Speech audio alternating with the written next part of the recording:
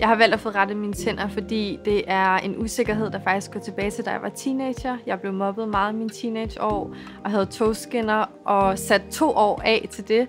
Og så begyndte de at rykke sig tilbage. Så da jeg fandt ud af, at der ligesom var Invisalign, så tænkte jeg, at det var perfekt at få dem rettet tilbage igen. Det vil betyde for mig, når jeg er færdig med min Invisalign, det er jo, at jeg kan smile 100% og bare være helt afslappet i, at jeg er glad for det, jeg ser i spejlet. Og jeg ved godt, at det er måske mig selv og min egen usikkerhed. Men det er så vigtigt, at vi har det godt i vores krop.